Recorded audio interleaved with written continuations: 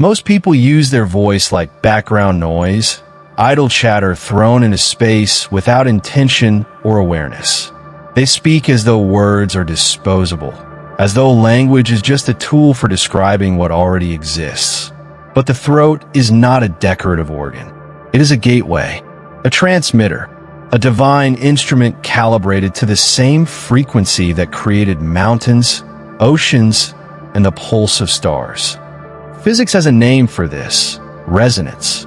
The mystics called it the word, so call it prayer. But the truth is simpler and more radical than any of these labels.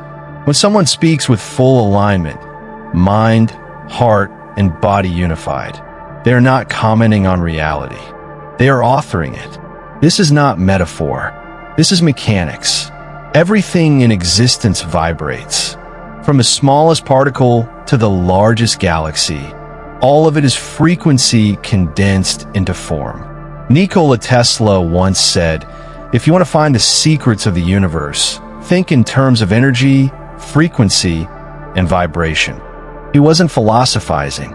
He was describing the architecture of reality itself. Matter is not solid. It is energy moving slowly enough to appear stable. And the human voice is one of the most sophisticated frequency generators in existence. When words leave the mouth, they don't just vanish into air. They create waves. Those waves carry information. That information interacts with the field of energy surrounding every living thing. And that field, call it the quantum field, call it consciousness, call it God, responds. Not because it is kind or because it likes certain people more than others, but because response is its nature. The field does not judge. It mirrors. This is why the ancients guarded their speech with such care. In Egypt, the concept of hika referred to the power of utterance, the understanding that to speak was to invoke. The Egyptians did not view words as commentary. They viewed them as acts of creation. To name something was to bring it into being. To declare something was to set it in motion. The Greeks had a similar understanding. Logos, often translated as word, actually meant far more. It referred to the principle of order, the intelligence that structures chaos into cosmos. When the Gospel of John opens with "In the beginning was the Word," it is not describing language. It is describing the vibrational blueprint of existence. Sound came first. Form followed. Modern cosmology agrees. The universe did not begin in silence. It began with a sound, the cosmic background radiation, the hum still echoing through space. Every atom in the human body carries that original frequency. The body is not separate from the cosmos. It is an expression of it. And when someone speaks, they are adding their own note to the symphony. But here is what most never realize. The universe does not differentiate between casual speech and intentional speech. It does not filter for sarcasm, doubt, or disbelief. It only reads frequency. It only responds to charge. Every time someone says, "I can't manage that," the field receives that as instruction. Every time someone repeats, "The world is a tough place," that signal is encoded into the matrix of their experience. The universe is not punishing anyone. It is obeying. This is where most spirituality fails. It teaches people to affirm, to visualize, to hope. But hope is not a command. Affirmation without resonance is noise. The field does not respond to what is said. It responds to what is felt while it is said. And this is where emotion becomes everything. Emotion is not weakness. It is voltage. It is the electrical current that powers every word spoken. Without emotion, language is empty. With it, language becomes a living force. Think of emotion as the fuel and words as the vehicle. The vehicle can be beautifully designed, but without fuel, it goes nowhere. And if the fuel is contaminated, if fear, doubt, or resentment powers the words, the vehicle still moves, but in the wrong direction.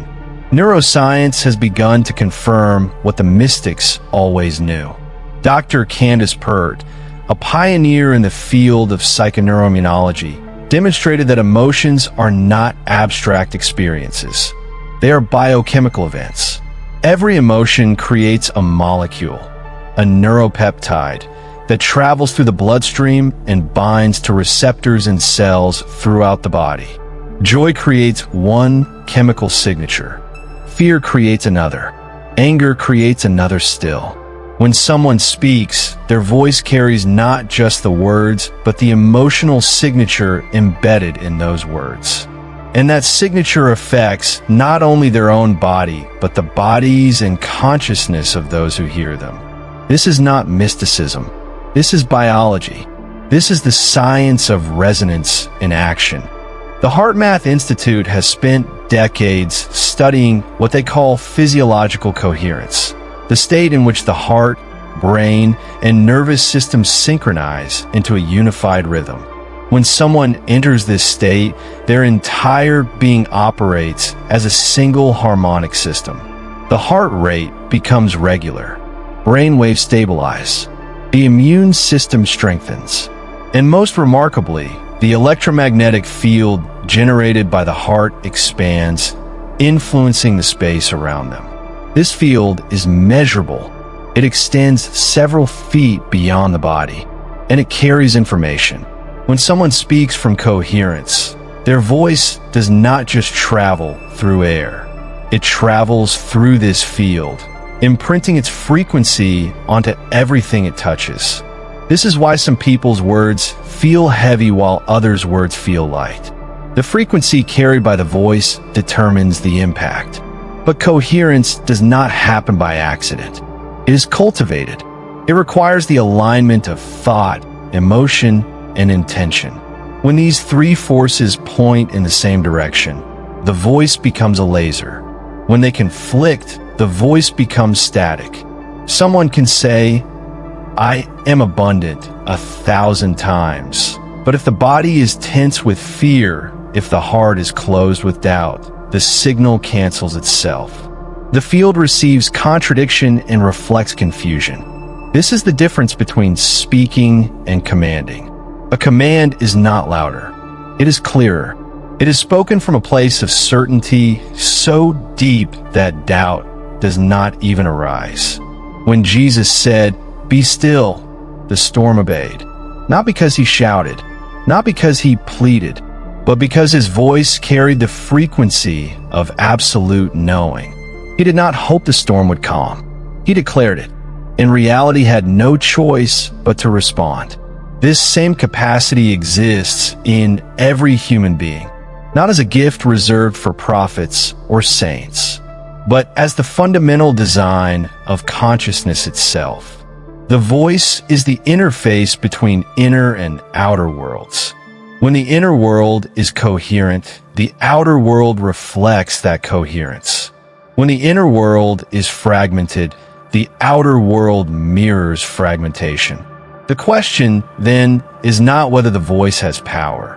The question is, what frequency is it broadcasting? Most people speak from their wounds. They speak from past failures, from inherited fears, from the voices of others that have lodged in their subconscious like splinters. They repeat phrases without awareness. Life is terrible. Nothing ever works out. It works for others, not for me. And the field, faithful as ever, arranges circumstances to match those declarations. But there is another way to speak. It begins with awareness, with listening to the words that escape the mouth throughout the day. Not to judge them, not to shame them, but to notice them, to observe the tone, the emotion, the underlying belief. Because once someone becomes aware of their habitual speech, they gain the power to change it. The practice is simple, but not easy. It requires slowing down. It requires pausing before speaking. It requires asking, what am I creating with this sentence? Is this the reality being chosen, or is this the reality being inherited? Ancient traditions understood this as the practice of right speech. In Buddhism, It is one of the 8 pillars of the path to liberation. Right speech means speaking truthfully, speaking kindly, speaking only when necessary, and speaking with awareness of consequence. This is not about suppression. It is about precision. Every word is a seed. Every sentence is a blueprint. The question is, what is being planted? There is a story from the Sufi tradition. A student came to a master and asked, "Why do you speak so rarely?" The master replied, "Because every word either builds a bridge or digs a grave. And I would rather build fewer bridges with care than many graves with carelessness." This is the essence of conscious speech. It is not about talking less. It is about speaking with intention. It is about recognizing that the voice is not a neutral tool. It is a creative force. And like all creative forces, it requires responsibility. But awareness alone is not enough. Clarity must follow. Clarity is the architecture of creation. It is the blueprint that tells the field what to build. Without clarity, the voice wanders. It sends mixed signals. It asks and doubts in the same breath. And the field, receiving contradiction, produces more contradiction. Clarity does not mean knowing every detail of how something will unfold. It means knowing what is wanted with such precision that the body relaxes into it. When clarity is present, there is no negotiation, no inner debate. The decision has already been made. And when the voice speaks from that place, it does not ask. It declares. This is what it means to command, not to control, not to force, but to stand so fully inside one's own certainty that reality has no option but to align. Command is quiet. It does not need volume. It does not need repetition. It simply is. Think of a parent calling a child's name. If the parent is uncertain, the child hesitates. If the parent is distracted, the child ignores. But if the parent speaks with calm authority, the child responds immediately. Not because the parent yelled, but because the frequency carried certainty. The field of relationship between parent and child responded to the coherence of the signal. The same principle applies to the relationship between voice and reality. When someone speaks with coherence, when thought, emotion, and word are unified, the universe responds with the same speed and precision. Not because the universe is obedient, but because the universe is responsive. It is designed to reflect the frequency it receives. After clarity comes trust, and trust is where most people stumble.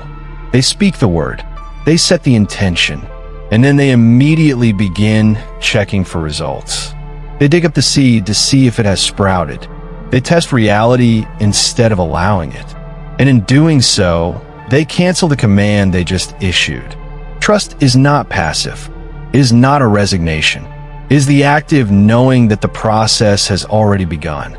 When a seed is planted in soil, there is a period of invisibility. The seed breaks open beneath the surface. Roots extend. Nutrients are drawn. But none of this is visible. If the gardener panics and digs up the soil every day, the seed will never grow. The same is true for creation.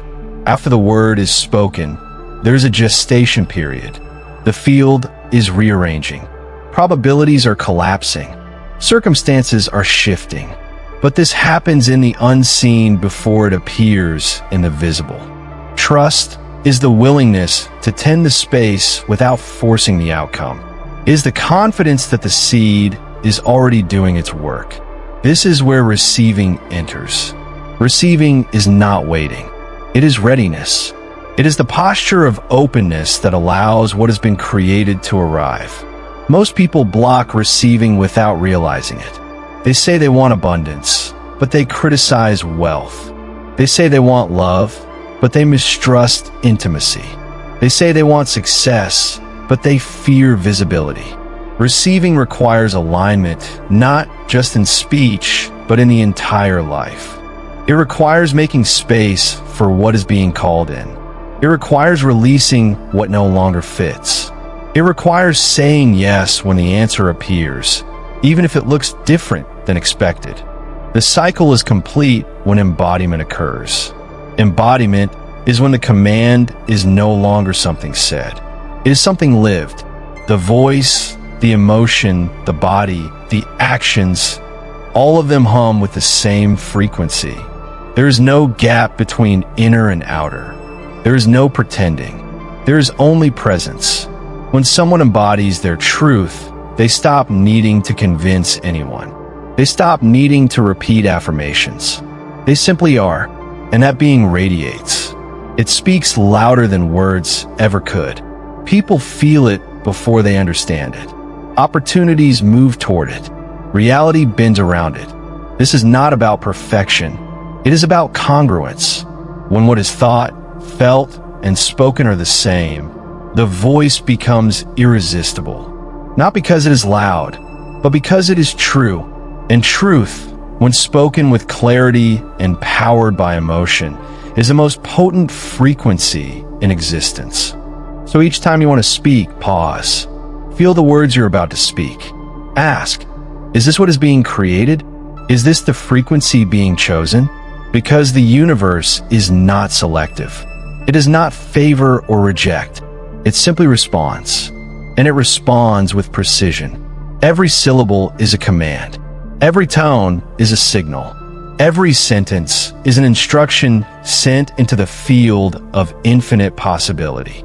Speak as though reality is listening, because it is. Speak as though the field has no choice but to obey, because it doesn't.